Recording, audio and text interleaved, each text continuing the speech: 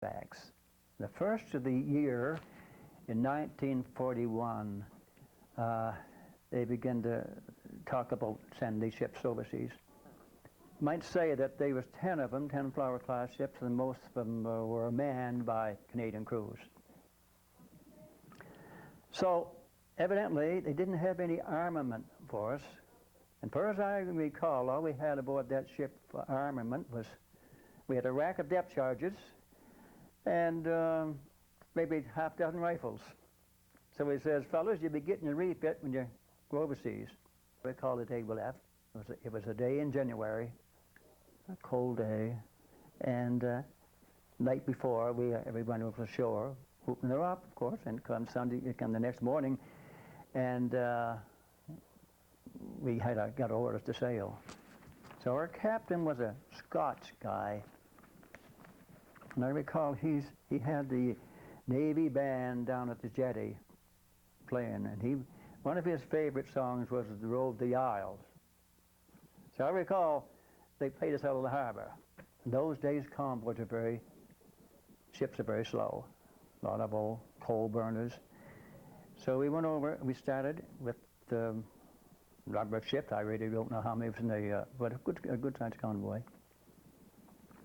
And it was from that day until the day we saw land, 18 days. Well, if you can imagine a ship 209 feet long with the complement of those ships were around 54 men.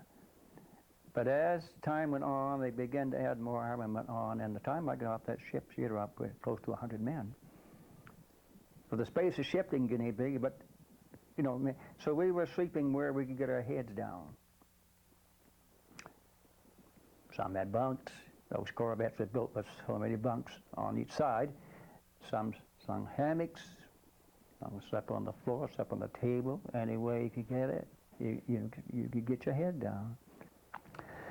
And they were saying we used to have, usually when it was rough, we had for breakfast what we call red lead and bacon. Well, red lead and bacon is tomatoes, they call it red lead, and bacon. So we can always figure on that in rough weather. I must say that these corvettes, when they were first built, they were built with a short, what we call a short forecastle, like a whaler, like whales, and very, very nasty ships. Because what happened when you get down to the sea would create an over, and many times if the mess deck, floor deck go, water right on deck, right in the living quarters. Very uncomfortable. And another little thing we had aboard the ship had a mascot. I must tell you what little mascot we had. And a little dog, one of the sailors picked up, I don't know, picked him up aboard somebody's dog, I don't know where it came from, but anyway, it came aboard our ship. And so they go to fur and they even rig him up with a sailor suit on. Well, so we carried the little May across the pond many times.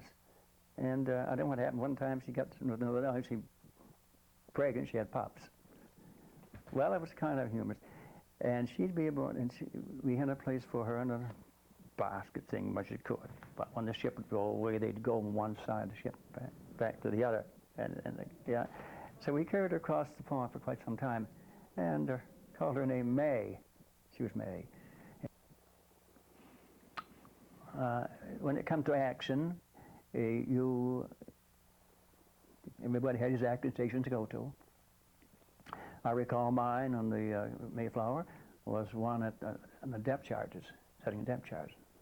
And I used to be the one to set the detonator on the depth charges, and you could set them for certain depths, 200, whatever they wanted, whatever the ASTIC operator,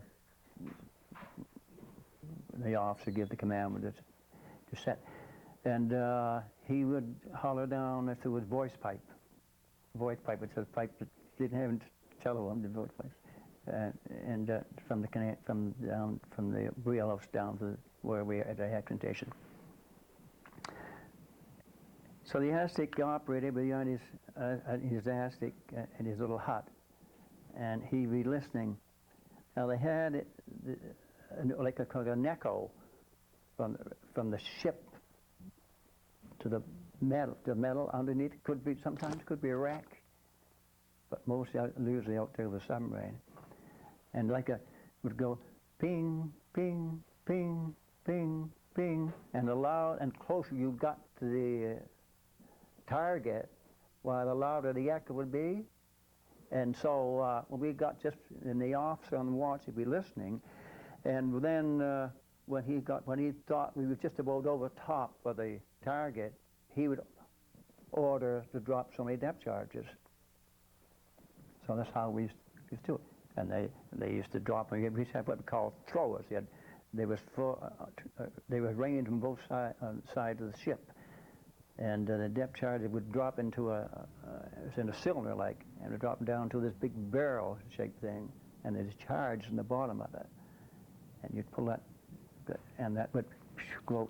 And so we'd drop these depth charges, and excited, you think, wow, what's going to come up? What's going to come up? If we ever did bring up in a submarine, we brought up different times. We'd seen stuff. You know, they could throw out, they could shoot out oil and straw and clothing if they go out of the torpedoes to make you think they were hit. You know, so you go. Anyway, but I'd say we had a good times, and time was not so good. It wasn't all that comfortable, but the war was on, and we were doing, well, you know, sailing, do what we could, doing our part.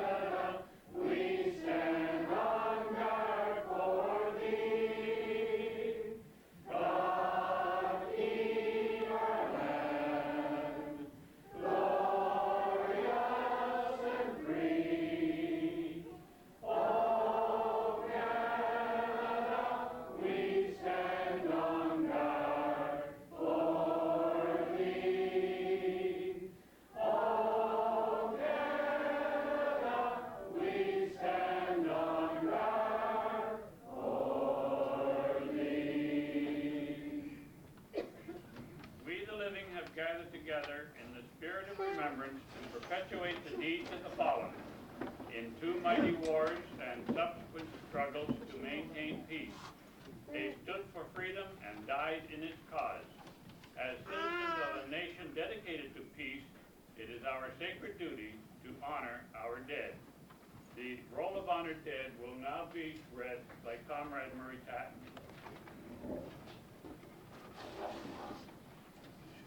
Roll of Honor, those who fell in war and peace.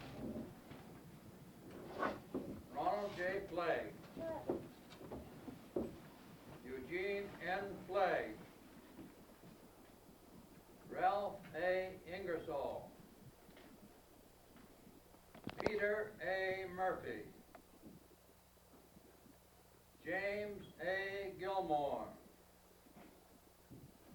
George A. Dalzell, Harry A. Blumisher, Ernest Ingalls, Basil E. Foster, Walter G. Crump, W. Craig Cook, Carl D. Ingalls, Wilford D. Shepard, Lehman L. Urquhart, Allison G. Tatton, Simeon T. Cronk, George B. Cook, Colin B. Harvey, Blake E. Morehouse, Thurland Mabry Tate, Robert Reed, Roger A. Brown. Lest we forget.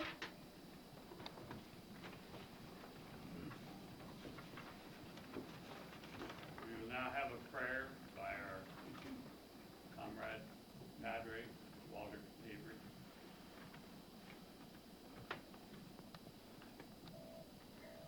One bigger love is amen. And the man laid down his life for his friend. Almighty God, we thank thee for the guidance and protection in the dark days of war, for the liberties which were won by the service and sacrifice of our conquerors, whom we remember and honor at this hour. We pray thee to grant us the wisdom, strength, to safeguard these precious freedoms. Pray that you will bless our gracious Queen and all the royal family. Guide those in authority that they may plan wisely and strive zealously to strengthen all that is best in our land. May wisdom, honor, and truth be the foundation of our life, and our faith ever deepened in thee, our God and our Father.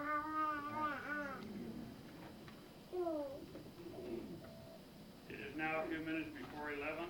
The last post will now be sounded, colors will be dipped, and we will observe 2 minutes of silence, followed by the sound of Reveille. Colors will be raised during Reveille. The last post is the last bugle call a soldier hears before falling asleep at night, and Reveille is the bugle call that awakens him in the morning. So these two calls, first bidding the soldier asleep and the second bidding him arise, beautifully express in military music our hope of immortality and our belief that for the Christian, death is only a sleep, and that he will be awakened to a new life hereafter. Great attention. Oh.